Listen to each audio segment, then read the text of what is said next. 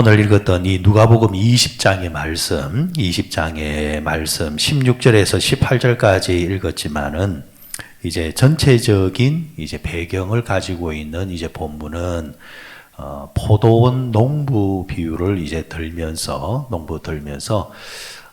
그 당시 사람들이 예수님을 향해서 어떻게 됐고, 그렇지만은 결국에는 하나님을 대적하거나 예수님을 대적하는 자들이 어떻게 되는가? 지금 너희들이 대적하고 있는 그 예수가 내가 결정적인 순간이 되어지면은 어떤 존재가 되는 줄 아느냐? 이렇게 이제 비유로 이제 말씀을 하고 있는 겁니다.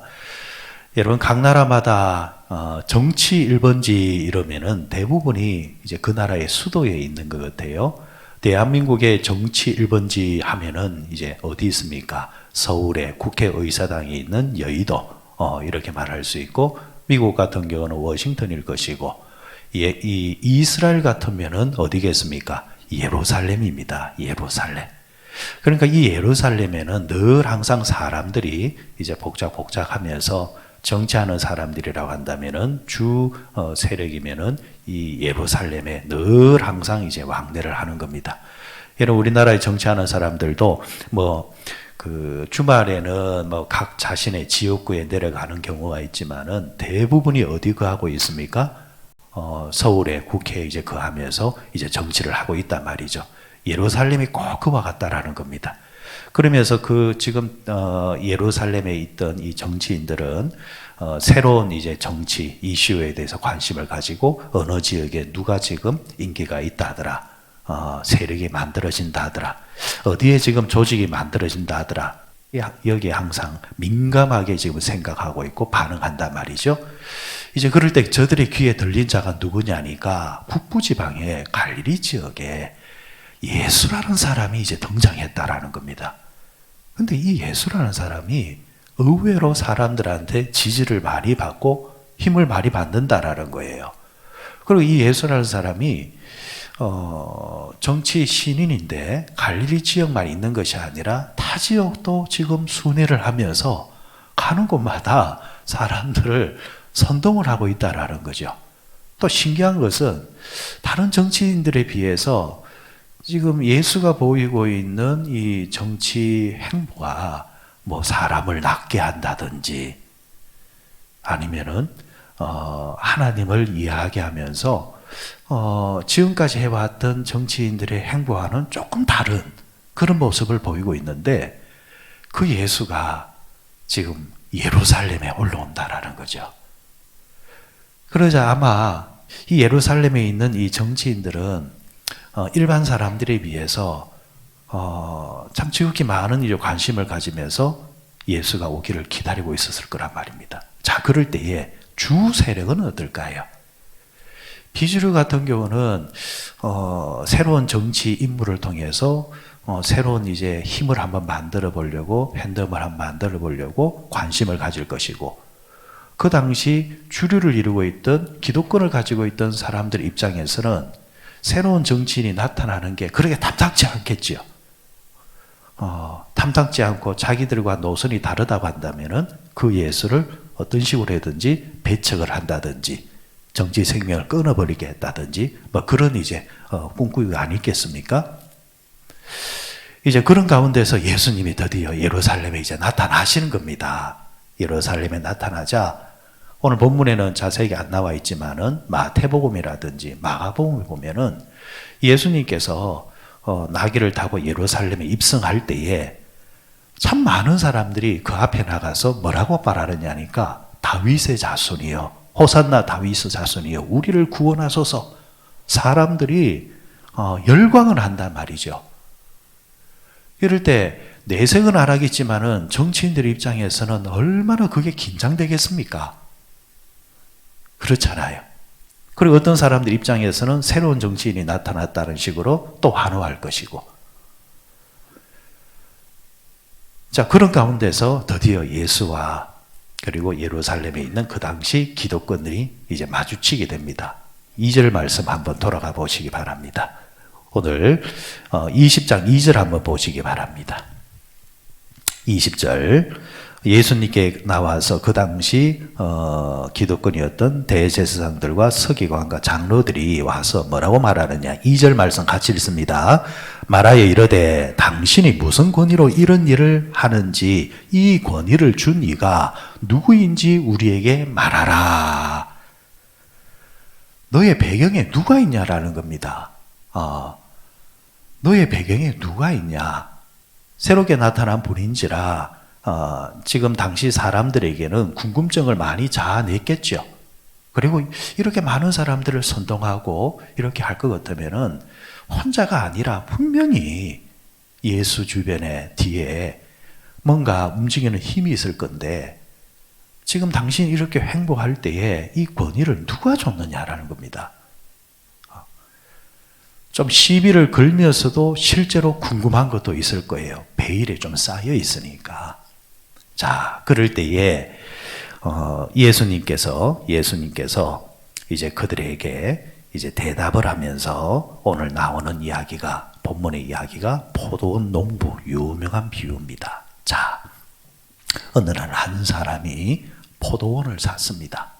우리로 말하면은 옛날식으로 말하면은 논을 산 겁니다. 논을 산 거예요. 포도원을 사서 그걸 본인이 직접 이제 농사를 짓는 것이 아니라 몇 명의 농부들을 불러다가 이제 그들에게 맡기는 겁니다. 우리 그렇잖아요.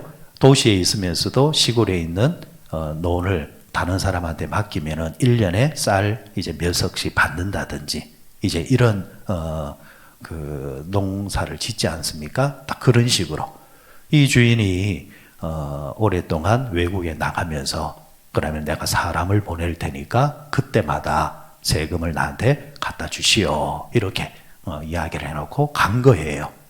이제 멀리 갔습니다. 자, 포도 농사가 이제 잘 돼가지고 이제 결산할 때가 왔습니다. 그 해에 주인이 가져갈 것을 위해서 한 종을 보냈습니다. 문제는 농부들이 우리식으로 말하면은 그냥 무시하는 거예요. 개무시하는 거예요.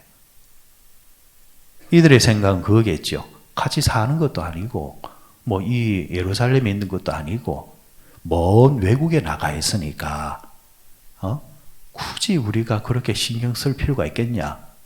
그렇다고 해서 우리가 안 준다고 해서 외국에 있는 사람이 뭐 여기 와가지고 내 나라 하겠느냐? 하면서 좀 재질이 안 좋죠.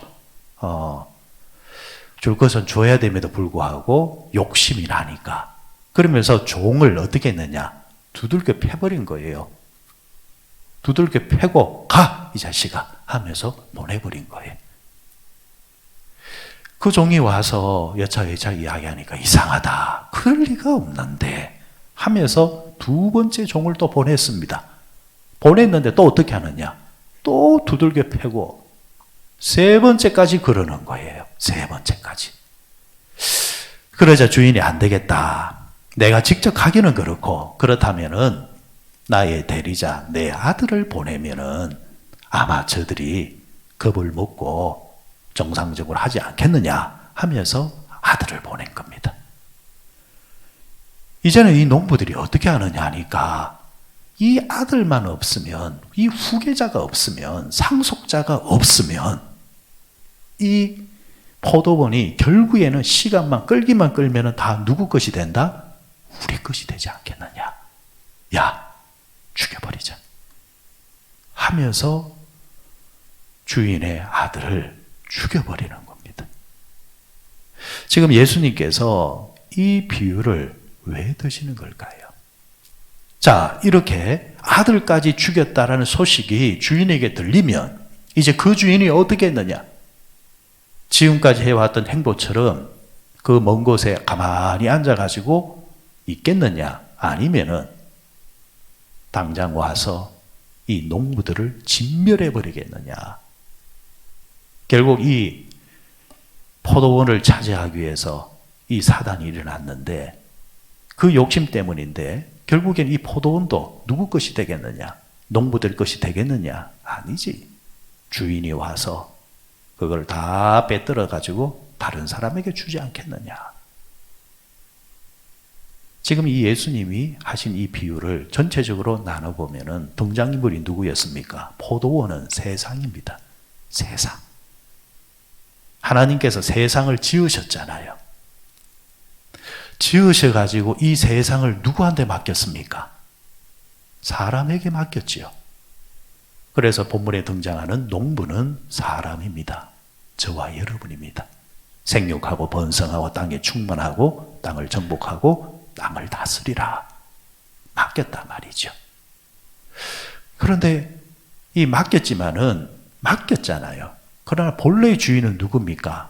맡겨준 자잖아요. 그래서 주인은 누구를 말하느냐? 하나님을 말하는 겁니다. 근데 정상적으로 바르게 하지 않자 하나님께서 당신의 대리자 종들을 보냈습니다. 그 종이 누구냐? 선지자들을 말하는 겁니다. 선지자들을 보내어서 주인의 가르침을 주고 주인의 의도를 말해주고 또 주인에게 본래의 주인이 누구니까 그분을 인정하라 했지만은 이 농부들이 인간들이 욕심에 차서 그걸 받아들이지를 않습니다. 이제 하다 안 되니까 주인이 누굴 보내셨습니까? 아들이지요.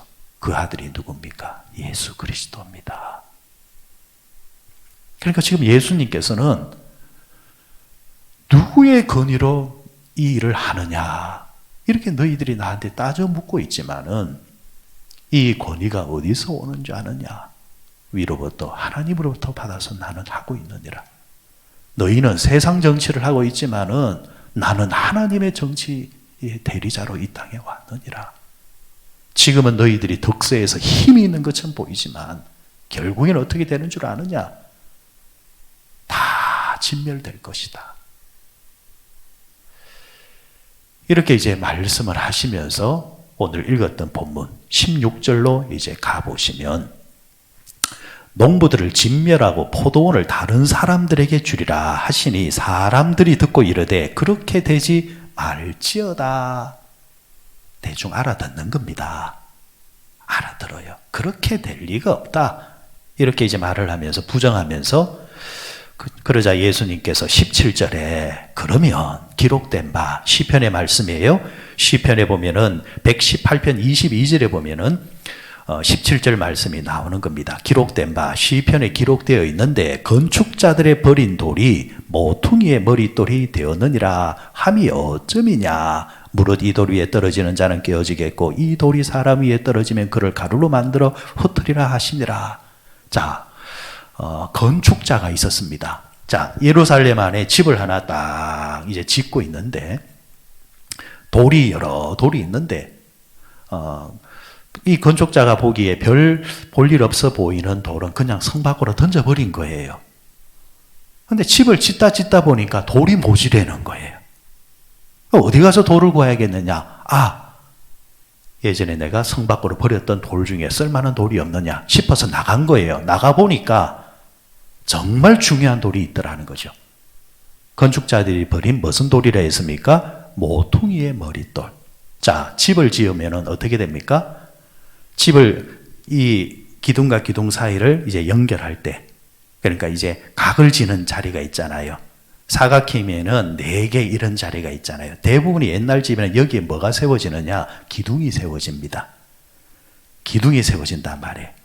이제 기둥이 세워질 때 그 밑바닥에 우리식으로 말하면 쉽게 말하면은 들보 같은 거, 나무를 딱 그 기둥을 딱 꼽을 때에 그냥 꼽으면은 나무가 어떻게 되느냐? 썩습니다. 비가 오고 물이 습기가 차면. 그러면 어떻게 하느냐? 그 밑에다가 돌을 딱 받쳐놔 놓고 그 위에 딱 기둥을 세우는 겁니다. 그 받치는 돌을 모퉁이 돌이라 생각하시면 됩니다. 이 모퉁이 돌은 집의 그 모든 하중을 어떻게 하고 있느냐? 받아내고 있는 겁니다. 이 돌을 치워버리면은 기둥이 주저앉게 되고 집이 허물어져 버리는 겁니다. 건축자가 생각하기엔 처음에는 별 볼 일 없는 돌인 줄 알았는데, 하찮은 돌인 줄 알았는데, 알고 보니까 그 돌이 이 집을 지탱하는 중요한 돌이라는 겁니다. 이 돌이 무너지면은 다 무너지는 겁니다. 사람들 보기에는 예수가 별 볼 일 없는 존재로 보입니다. 그냥 버려도 괜찮은, 죽여도 괜찮은 그런 돌로 보이는 겁니다. 그런데 알고 보니까 이 예수가 누구를 떠받치고 있는 거예요? 세상을 떠받치고 있는 겁니다. 인간의 구원의 문제를 떠받치고 있는 분이라는 겁니다. 지금 너희들의 눈에는 내가 하찮게 보이지 천만의 만만의 말씀이야. 나는 나의 길을 간다. 하지만 때가 되어지면은 너희들은 알게 될 것이다. 라는 것. 여러분, 교회를 떠받치고 있는 것은 사람이 아닙니다. 사람이 모이는 곳이기 때문에 이런 말 저런 말도 있겠지만요. 그러나 교회를 떠받치고 있는 것은 예수 그리스도입니다. 예수님이 교회를 다 떠받치고 있기 때문에 교회가 존재하는 것이고,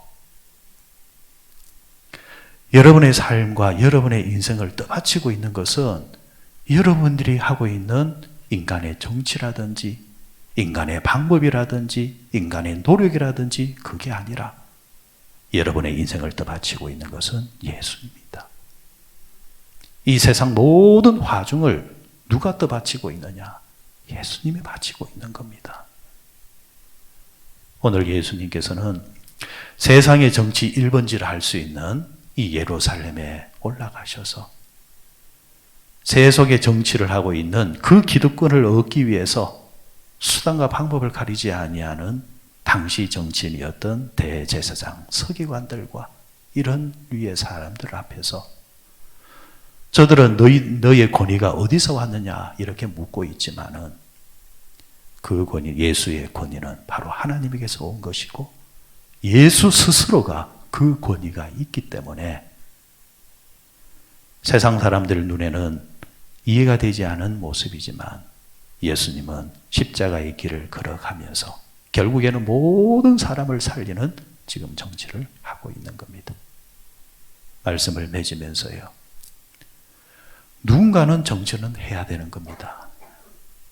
여러분 교회 안에도 정치가 없을 줄 알죠? 있습니다. 가정에 정치가 없을 것 같지요? 있습니다. 사람은 두세 사람만 모아놓으면 정치가 생겨납니다. 중요한 것은 그 정치가 살리는 정치냐 죽이느냐 정치냐입니다. 그 정치가 예를 들어서 가정을 살리고 교회를 살리고 세상을 살리고 하면은 그 정치는 하나님 앞에 갔을 때 복 받는 겁니다. 상급 받는 겁니다.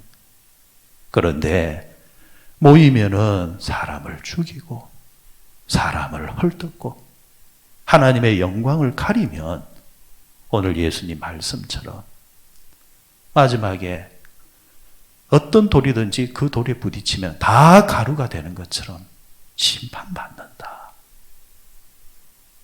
이렇게 가르침을 주고 있습니다.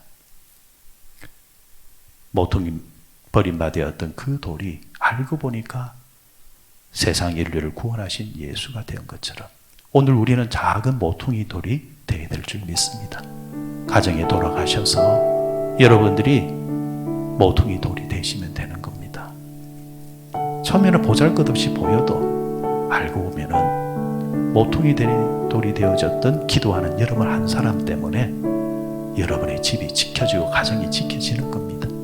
세상에서도 마찬가지고 교회에서도 마찬가지고 늘 나에게는 이 사명이 있다 이렇게 생각하시면서 감당하시면 우리가 살아가는 세상뿐만이 아니라 섬기는 교회와 가정에 여러분 작은 모퉁이 돌 하나하나 때문에 살아나고 또 하나님의 복이 임하는 좋은 역사들이 일어날 줄 압니다.